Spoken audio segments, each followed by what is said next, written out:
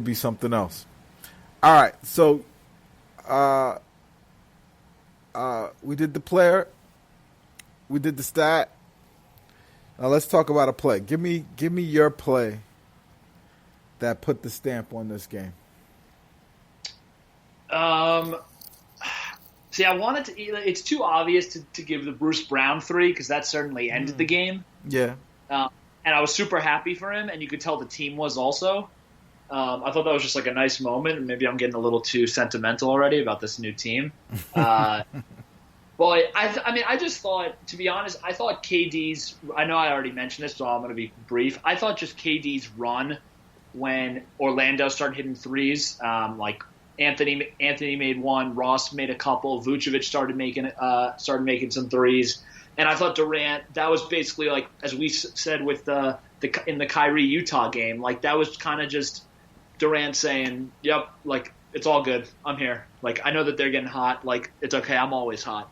It's been like it's and that was just and that's just the difference, because when you look at like the 20, I'm gonna mess up my years, the 2018 Nets or whatever, like D'Lo would get hot and cold and LeVert would get hot and cold, but they didn't have a guy who like was always just money, and that's the difference between a really good player versus star versus superstar versus a top 15 player ever. And so that's, I mean, the Nets got a couple of these guys now. Yeah, and that's the thing. It's like you have legendary ability. This is the most skilled NBA team ever assembled. The most skilled ever assembled. And we have crappy players. Some of the players on this team are not good players or barely NBA players. I'm gonna do my play really quick. So the Nets the game's tied 81-81. Birch makes that free throw, and I'm thinking to myself like, wow, like they really can't just get past this team. It's like it's the end of the we're getting close to the end of the third quarter, and we haven't beaten this team yet. We haven't gone past them. But look, after Birch ties it up with the free throw, I'm feeling a little bit disheartened because it just seems like we're not going anywhere. And then it's like after the ball gets moved around a little bit, Harden just shoots this three that it sounded like the ball was made of stone when it went through the hoop. It just was so pure, Yeah. and so heavy and so wet the way that shot went in. I was like, this is who we are now. Yep. We're just this relentless offensive team that no matter how good the other team is playing, like, for them to not be, a good offense. This is a very bad offense, supposedly a good defense, and we dismantled them. Yep. Because our options are incredible. Joe Harris is a plus player, and if they had a better center, I'd be starting talking about all-time teams. So I gotta give it to that play, man, because it just showed like this team is relentless. Dude, any other overarching takes from you before we call it a night?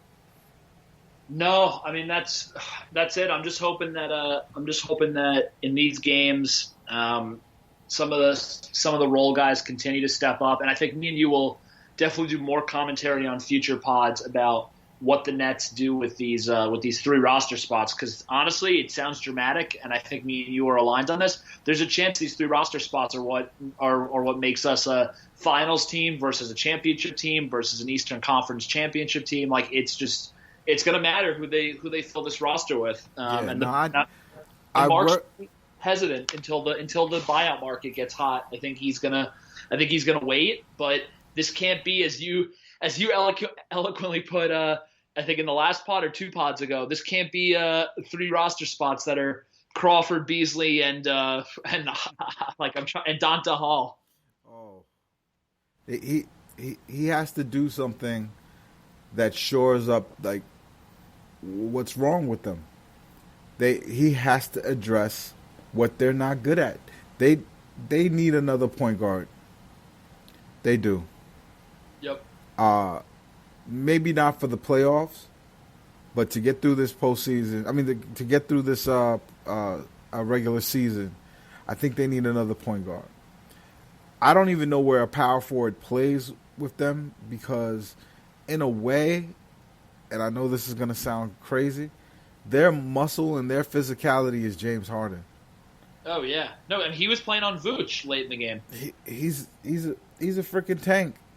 Well, he's built he's honestly built like PJ Tucker a little bit. Like, yeah, it's pretty funny. Yeah, no, and he can't. He's so solid that he gets all of those rebounds. You can't do anything with him once he, puts himself in a position underneath the basket, and his hands are so quick that he could guess and readjust and be in the right place right on time. So, listen, my only fear is what happens if it fails. If it fails, we have no contingency plan. We've already pulled the emergency. We've already broken glass for emergency. And we've played our card. That's James Harden. We've got to believe that James Harden is going to be able to do things that he hasn't done before. And we're going to believe that because we have Kevin Durant. Kevin Durant will be there when James Harden has failed. Like, the numbers are there. The numbers are there for everyone to see. He with the series on the line, he's 1 for 4. When he was supposed to in final games, he's shooting a horrible percentage from 3. And his defense has been nothing to write home about in the playoffs. So I have to believe that in order for us to get what we want, the difference has to be Kevin Durant. And that means for us to win it all, he has to stay healthy. Because if he doesn't stay healthy, this could be the worst trade in NBA history. This team is done from until 2000. And that's when they can start fixing themselves, will be 2028. So, this is going to be a fun ride. It's the stakes almost makes it more fun. Like, knowing if things go wrong, like if Kyrie gets hurt, because I don't think James Harden and Durant by themselves beat LeBron and AD. I don't think it's enough, especially the way the team is currently constituted. I don't think we have enough good players. However, if you could get all three into the finals, I think we have enough to overcome them. It's just, can we do that? A lot's going to happen, partner. You feel good? I feel good. I feel good too, man. New York City's, we are the front office. And we will be back for the next game on Martin Luther King's Day. And we're going to be talking some hoop throughout the season, no matter what. Let's go for this championship, New York City.